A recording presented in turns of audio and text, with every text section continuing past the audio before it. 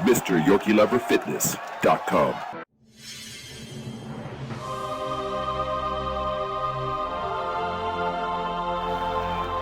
Ladies and gentlemen, the first man to build 21-inch biceps, drug-free.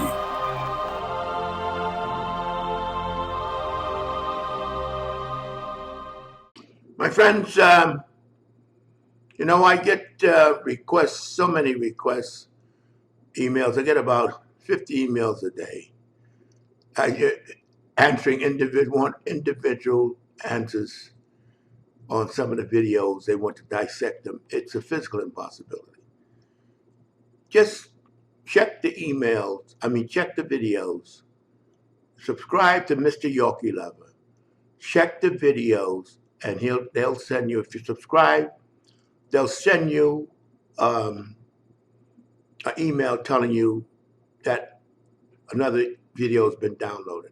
I appreciate your interest, but you guys get so personal, and it's an impossibility for me to do it. I try to make a video encompassing as many questions as possible. But when I explain something, I cannot go into minute details for every bodybuilder.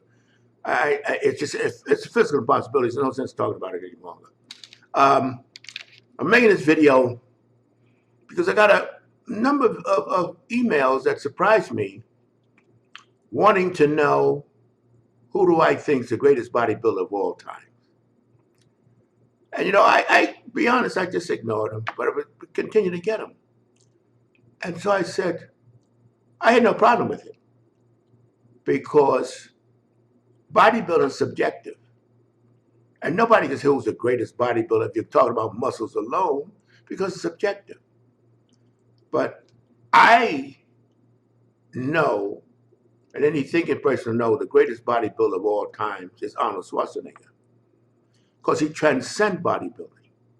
He took bodybuilding out of the laughing stage to the admiration stage, and awed, because he was exactly opposite what the herd mentality wanted to accept. Bodybuilders were dumb, inarticulate, and all they walk around muscle bound, can't move. That was so comfortable for the masses. But Arnold came along, and Arnold showed that you could be articulate, smart, and charismatic, and still have a fantastic body. That made everybody like take a double look. You know, here's this man that's built so magnificently, and yet he was exactly opposite of the stereotype and the comfort people like to feel. Oh, those guys are muscles, they don't know nothing. They're dumb. Arnold said, no, they're not. And he transcended bodybuilding because he made it more acceptable. People say, hey, you could be built like a monster and still be intelligent, articulate, and charismatic. The whole idea, everything trended change. When I first met my friend Arnold over 40 years ago, when I first met him, I was like, Joe called me, he's the godfather of bodybuilding, because he glamorized it. He's the one that brought Arnold from Austria here. And he said, Leroy, he called me at the store. I said, yeah, Joe, because he's like my father. I said, yeah, Joe. He said, Arnold wants to meet you.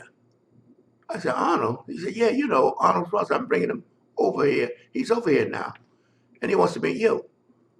And I said, okay, tell him to come by the store, and we could talk. And Joe said, no, he don't want to come by the store. He want to come to your house. I said, this guy got a lot of fucking nerve. You know, he's going to my house. Anyhow, I said, okay, Artie Zeller, Arnold Schwarzenegger, and Franco Columbu. Franco was looked like almost like a little boy. He was so undeveloped at that time.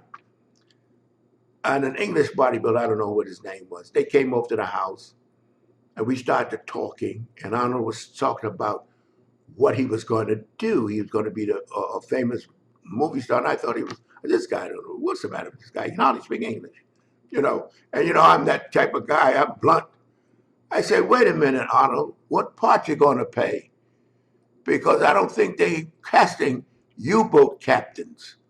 Because at the time, it was right after, you know, the war. Anybody knew about the war. You younger fellas won't even know about it.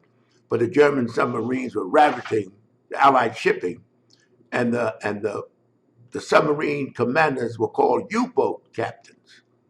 So I was just joking Arnold, but you know what I like about him? He didn't get all, like crushed by it. He laughed with us, you know. And so he said, I'm so happy to be here with you. And I was like, I thought it was a good compliment. And I'm sitting on the side of the couch, and he's kissing up at me. Check out my website, LeroyColbert.com, and you'll see some of those personal pictures. Those pictures that you see of Arnold kissing up at me and all, that was the first day we met. That's the kind of guy he is. But he transcends bodybuilding, which makes him the greatest. Because, hey, a lot of these guys that you may think have a better body than him, name them. They're not going anywhere. There's going to be no history about them because this is another body. Arnold wanted to meet me because at that time I had a 21-inch arm, and all the experts said you couldn't build an arm that big. That's why Arnold wanted to meet me. Otherwise, what the hell he care about me? And we were talking about training and different approaches to training. And the point that you had to have more than just lifting weights. You had to have instinct. You had to have some feeling of connection beside just lifting. You had to be tuned into your body. We had long conversations. But that's what I want to tell you fellas. Maybe you can think about it. But I'm sure if you think about it rationally and not emotionally, you have to give it to Arnold in spades. Because he not only had a great body, he had everything else to go with it.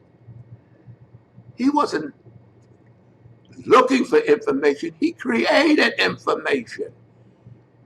And you know what's happening today? A lot of these guys, they're trying to justify their so-called knowledge, which they don't have, or experience they don't have. You see, bodybuilding isn't just, building your body isn't reading a book and trying to dissect what somebody wrote. Where do you think the information comes from? A lot of times the information comes from people who don't know the ass from Chinola. And a lot of times the information comes from people that observe, deduct, and apply. And that takes a certain focus and a certain kind of instinct and feel that you cannot either got it or you don't. And if you don't have it, you got a big mouth. But I wanted to tell you fellas, because you ask me all the time, and I don't know who you wanted me to come up with. I don't know why you didn't see it yourself. You have to ask me. But the body alone is not enough because it's too subjective. To be continued.